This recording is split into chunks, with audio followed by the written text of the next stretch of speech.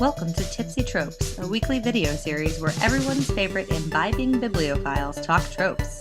We'll analyze a literary trope, give some examples, and decide whether the trope is worth another round or if it has reached its last call. So grab a drink and join us for our newest game. Cheers! Alright. Welcome to our new weekly video. We're trying to add more content to the channel, to the brand. Mm-hmm. We're working on our branding. Yes, we're working very hard on our branding. So this is called Tipsy Tropes, and what we're going to do for this is very simple. We are gonna talk about famous tropes in literature, and we're going to decide whether they're good or bad, and we're going to vote on that by calling them a good one. A good trope is going to be Another round. And a bad trope is going to be last call. So what trope do you want to talk about today, Liz? Well, first, for those people, since they normally hear us speak, you're Casey. I'm Casey. I'm Elizabeth. Yeah.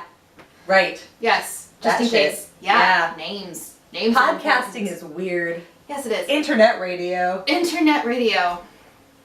So what is the trope you want to talk about today, Liz? The trope I would like to talk about is one that has built many a male character fridging. Fridging is the trope where, I guess it doesn't always have to be a female character who's fridged. I guess fridging can happen to a male character. But basically it's like where a character's entire existence in the narrative is to die. Yes. To further the character AKA of another person. Mary Winchester. Yeah, so like in Supernatural, like obviously these tropes apply to television and literature, and television is another form of writing. Like they write TV shows. Yes. That's the stupidest thing I've ever said. They write TV shows. But Rumor has it. You know what? I've had a couple drinks. Leave me alone. I've had half a bottle. So Supernatural is one of the first places you think of. Like the character of Mary Winchester was created just to like further the plot. But it happens they keep doing it with Jess, with Charlie. They keep doing that throughout the show. It also happens a lot in Game of Thrones. It's really common in horror stories. Yes. To create a character just to die off. But yeah, Game of Thrones, not just the TV show, but I assume also the Song of Ice and Fire, the book series, does the same thing. I'm trying to think of some other novels that do that. Well, and it doesn't even have to be a female character. Like, even in Aragon, they kill off his mentor to further his hero's journey kind of thing. Obi-Wan Kenobi. It happens in all sorts of stories. And the problem that I have with this trope is that while it can apply to pretty much any character that is created solely for the purpose of killing off, it most commonly happens to women. To women and characters of color. Because those characters are seen as... Partially because they're seen as more dispensable, and partially because I think the default protagonist is like a straight white dude. Well, yeah. So like, if you have other characters, like it's very easy for like, well, in order to further my straight white dude protagonist story, I've got to just like kill off his loved one. I've got to, the loved one has to die, so he'll go I have to kill off his girlfriend. Oh! What, the Keanu Reeves movie, John Wick, they kill off the dog.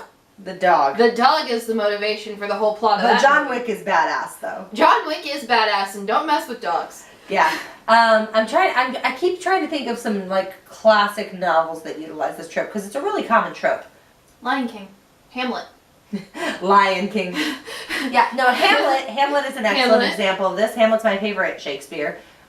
His dad really has no narrative purpose other than to die. Although Hamlet is based off of like historical shit, so that's a little more complicated. But yeah, in the basis of the story, the king is essentially that kind of character. Well, like this is also a trope in major television series. Like it happens a lot in Grey's Anatomy. It happens a lot in Vampire Diaries. A lot of CW shows. The Flash. It's in a ton of Supernatural and horror shows often utilize the trope because it's really easy. It's a very quick way to show you A, that there are high stakes, and B, that the character had something to live for. Personally, I think that the trope is kind of a shortcut to giving your character a personality.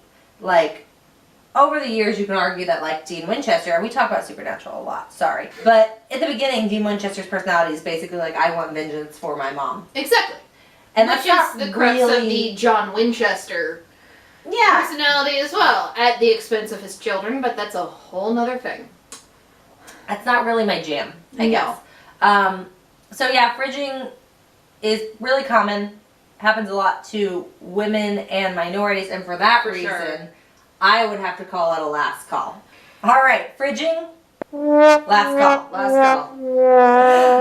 So that's our Tipsy Tropes for this week. Keep your ears open for the next episode of our podcast. Yes, you can also follow us at litliteraturepodcast.com, or you can follow us on Twitter at WineLiterature. Maureen Johnson just did, which was very exciting today. Yeah. Hi, Maureen Johnson. We love you. Listen to our podcast. Please listen to our podcast. You can follow us on Instagram as well, although we don't update that as much as we should. We'll work on that. It's because we're building our brand. We're building our brand. See, you can tell. But thanks for stopping by, and we'll see you next time.